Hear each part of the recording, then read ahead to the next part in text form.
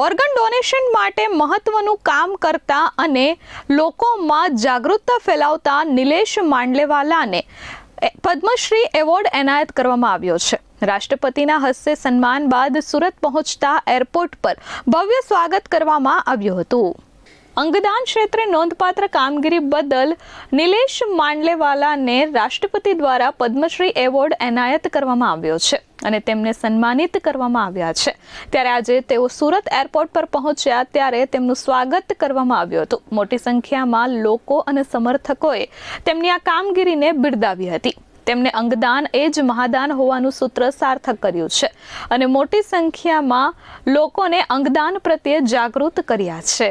સુરત શહેરમાં અંગદાન પ્રત્યે લોકોમાં વધતી જાગૃતિના કારણે વિશ્વભરમાં સુરતનું નામ ગુંજી રહ્યું હોવાનું તેમણે કહ્યું હતું। તેમણે જણાવ્યું કે રાષ્ટ્રપતિ પાસેથી મળેલું આ સન્માન માત્ર તેમનું નહીં પરંતુ સમગ્ર સુરતીઓ અને સુરતવાસીઓનું સન્માન છે। ભારત સરકાર દ્વારા પદ્મશ્રી એવોર્ડ જ્યારે આપવામાં આવ્યો ત્યારે જે ગર્વની લાગણી થઈ એ શબ્દોમાં વર્ણન કરી શકાય એવું નથી। જ્યારે મારા નામનું એનાઉન્સમેન્ટ થયું અને હું જ્યારે એવોર્ડ લેવા માટે આગળ વધ્યો ત્યારે મારા મનમાં જાન્યુઆરી 2006થી અત્યાર સુધીનું 2026 સુધીનું એક સમગ્ર ચિત્ર મારા માનસપટ પર આવી ગયું। એક એવો સમય હતો કે જ્યારે અંગદાન વિશેની દેશમાં ચર્ચા જ નહોતી।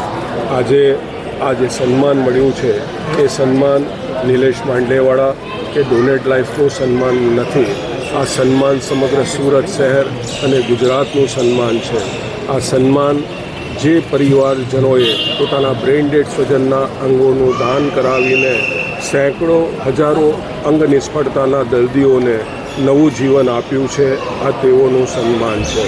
આ સન્માન છે આપણા સુરત અને દક્ષિણ ગુજરાતના ડૉક્ટરો, હોસ્પિટલો। આ સન્માન છે સુરત શહેર પોલીસ કે જેઓ ગ્રીન કોરિડોર માટે સતત આપણને સહયોગ આપી રહ્યા છે આ તેઓનું સન્માન છે। હોસ્પિટલોનું સન્માન છે।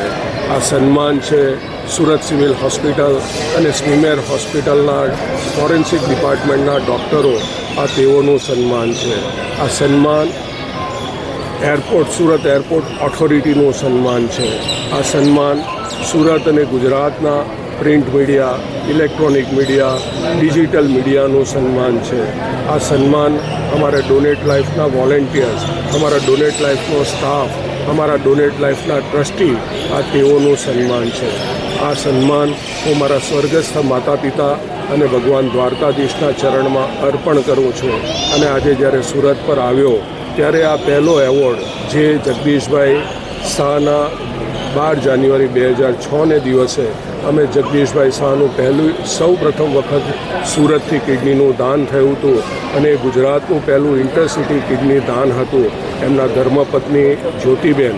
અને મે 2006માં કૃષાંક પટેલ નામનો એક 4.5 વર્ષનો બાળક બ્રેન્ડેડ થયો હતો અને એના પિતા જસવંતભાઈએ એના કિડનીના દાનની મંજૂરી આપી હતી। એ બંનેને મેં આ એવોર્ડ આપ્યો છે। આ અંગદાતાના એક પ્રતિનિધિ તરીકે આ એવોર્ડ હું સમગ્ર અંગદાતાઓને અર્પણ કરું છું।